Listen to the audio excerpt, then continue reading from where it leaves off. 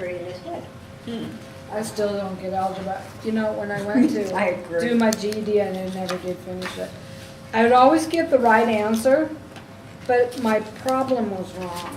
Oh, you But mean still- the way you figured it? Yeah. No, I mean, in I algebra and had the right geometry, answer, but it wasn't the right it has to problem. go just like this, and that's what you used to do to me. I gave you the answer, write it down. I didn't write it down, but I had to go do it myself. Oh, you'd have to do it the Yeah, long way, yeah. yeah. And I always had a problem with coordination. I always had the right answer, but it was always the wrong question they were asking. I love that. Well, shall we go ahead and get started and get through this last one? We got about 25 minutes. Oh, Oh, really? No. Oh, it's after Don't they four clock at 5? Oh, that's after 3. yeah. After three, yeah. Oh, wait, I got plenty of time. I was gonna say, My wow. mistake, my mistake. That's okay. That's the problem of being multidimensional. Time just does not translate well. Okay, the 15th, lesson 15, and the middle of the course Yes. is love. In trying to understand the problem of his own evolution or unfoldment, a man must take into consideration the emotion of love. Love is the basic principle upon which all creation is founded. Mankind evolves and develops along all lines, step by step, as his consciousness is expanded by love. By some it is claimed that education or knowledge gauges the advancement of mankind. That as man becomes enlightened, he leaves behind him his barbarous habits and traits and becomes a civilized being. But knowledge is an outgrowth of love. Love incites one man to share his knowledge with another. It prompts parents to sacrifice in order that their children may have an education. It inspires the teacher with wisdom, and she gives of herself unsparingly for the child's development. When little love was manifesting on the earth plane, knowledge was at a very low stage. Love leads to knowledge, and knowledge opens the way for greater love to manifest. I like that. I like that. Love is a mighty force. It called the universe into being and is still busy in the work of creation. Love is life, the vital energy that binds and unites all, flowing steadily outward, onward. It may seem to make no progress, but little by little the spirit of love is finding its way into the heart of mankind, and the stepping up process goes on. That might be disputable when you look at how people are today. And I think that the pinnacle that they were shooting for, they've sort of fallen short and are backsliding like nobody's business. Which is why there are those of us who are striving to be enlightened beings, and we're trying to elevate not only our consciousness but also with the people that we deal with and interface with, and trying to elevate their consciousness. You know, it's not a matter of making big gains, it's a matter of making a bunch of small ones that add up. Love is the only creative energy there is. Hatred is a negative force. It may appear to destroy what love has created, but cannot create anything of itself. Many plans have been made to end war, and attempts have been made to put these plans into execution. But war still exists and will continue as long as enmity and greed usurp the place of love in the consciousness of men. You may not think that it matters greatly whether or not you have the consciousness of love, for you are the only one individual, but love cannot exist and express in a community except as the individuals of that community are expressing love. The same is true of a nation, and the same is true of the world. The character of each individual making up a nation determines the nation itself, for a nation does not exist separate and apart from its individual citizens. Therefore, the individual citizen must have the consciousness of love in order for the nation to express love in its dealings with other nations. Many things in the world about us seem to discourage an optimistic outlook for the future. And we may feel that if love had been at work in the world since its beginning, it has accomplished very little. But this marvelous creation, which has crept forward slowly while ages were passing into oblivion, defies comprehension with the finite mind.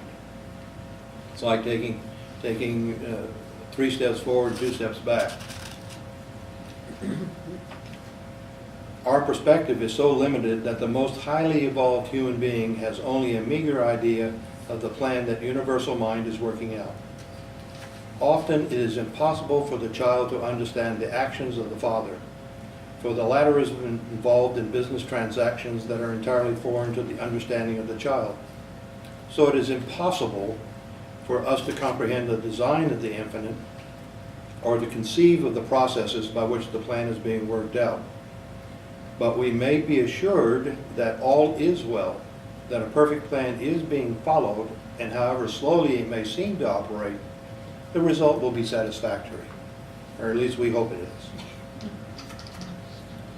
Illustrated in that matchless allegory of Job, in reply to Job's complaint, the Lord asked him some questions to convince him of ignorance. Where were you when I laid the foundations of the earth? Declare if you have understanding.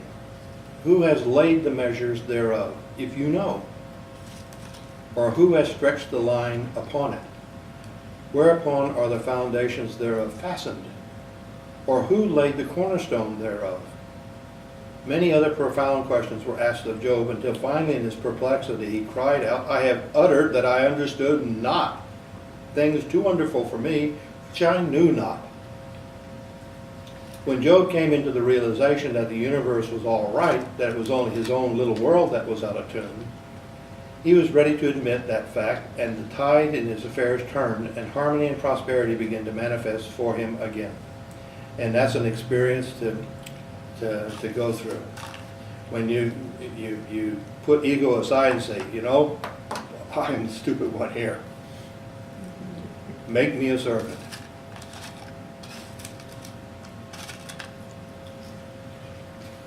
In spite of the wondrous advance which science has made in learning the secrets of nature, there is still much out in the vast unknown that investigators have been unable to touch.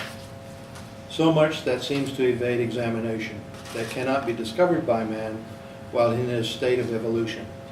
Man can so rise in spiritual consciousness, however, as to know the love of God as it pulsates in his feelings. In fact, all feelings of love in any form, for any person or anything, are expressions of divine love. For divine love and human love are one and the same thing, differing only in degree. And that's why in esoterics, the hexagram, the Star of David, 2 interlaced triangles, one upon the other, as above, so below, but after a different fashion. But after a different fashion. Yeah, or to a lesser degree. It's the same thing. The more the love is expressed in the life of an individual, the more divine does he become. Ben Adhem said, "Write me as the one who loves his fellow man." And when the angel came again, Ben Adhem's name led all the rest. From love springs all the other virtues. A great teacher said, "And now abides faith, hope, and love, but the greatest of these is love." The Jewish people at the time of Jesus placed great stress on the law of Moses, insisting upon compliance with the letter of the law. One of their learned men came to Jesus to ask, which was the great commandment in the law? In substance, Jesus said there are only 2 commandments. One is love God, and the other is love your neighbor as yourself. In other words, put into practical applications in your dealings with your fellow man that spiritual energy or divine love, which, if it exists at all, must be felt within the heart of man. One cannot love with the intellect, for analysis and reason have nothing to do with love. Love dwells in the feelings, which are creative, and therefore love is powerful. Love works miracles. People have been transformed by love, sometimes because of a love that was awakened in their own heart for another, or because they became the recipient of a great and unselfish love. If there is someone whom you wish to help, and you love that one, but there seems to be nothing you can do, just go on loving them, refusing to be worried or anxious, holding them in your loving thoughts. Although you may not be with them or near them, you will help them greatly, for love is potent for good. And it's all mental energy, and it deals with mental energy and spiritual energy and the etheric energy. All of it intertwines. Jesus taught a universal love. He said, if ye love them which love you, what reward have ye? Do not even the publicans the same? Any normal mother loves her own children, but the real mother is she who loves all children and works for the welfare of all children everywhere. The time is coming when patriotism will not mean love for one's native land alone, but love for all peoples throughout the world, and the realization that real progress cannot come to any nation at the expense of another. The spirit of selfishness has retarded the growth of civilization and at times has threatened it with destruction. Selfishness seeks the welfare of the individual, the family, the group, the state, the nation, regardless of what befalls the rest of mankind. The spirit is destructive, and if it predominates in a nation, that nation will in time destroy itself. One's love must be judged by his actions. A son may say that he loves his mother, but if he leaves her in want when he could help her, his love is only a pretense. We may say that we love everyone, but if we take advantage of another in business or in a social way, we do not possess love.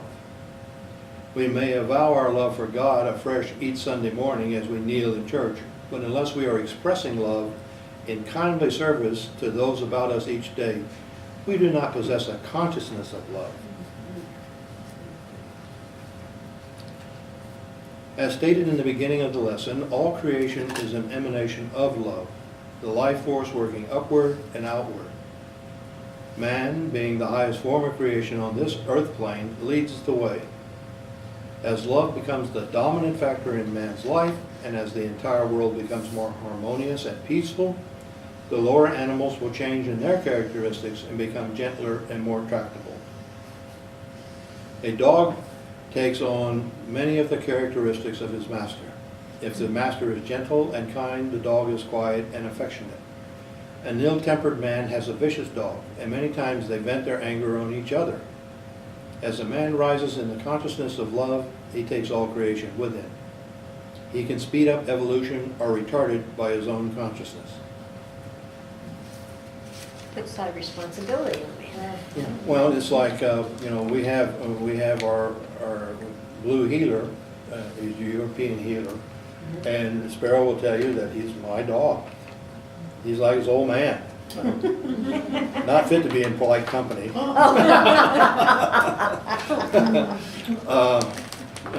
Questions everyone, every stranger, Sparrow's mom has been up in Bonners Ferry for several years now, and he still barks at her. And I said, well, that's only, he's funning with you, that's all it is. He sounds vicious. I said, you don't have to worry until the fur comes up on his back. Then there's a serious problem. See any areas too? I'm not quite I sure. wonder if that applies, the Yeah, it signs could. to dogs and animals. Oh, yeah, I'm sure it does. Because, animals have different temperaments, just like people do. We had a Sheltie that was definitely Pisces.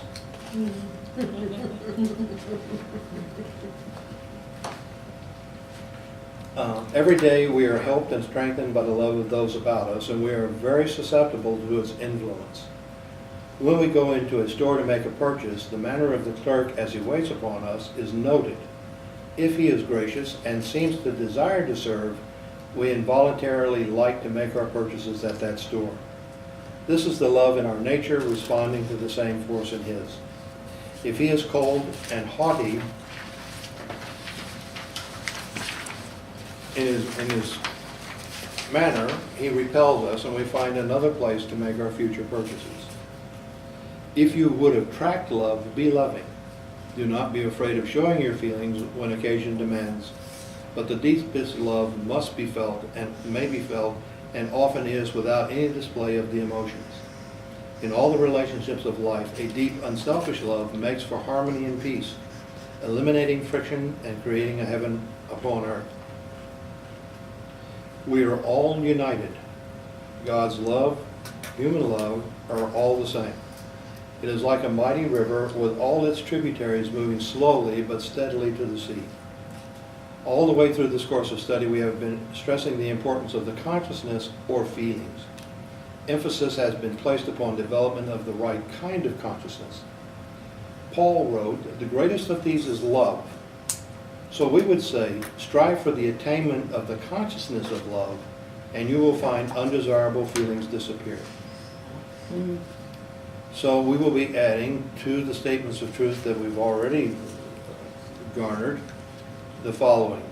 God in me is love.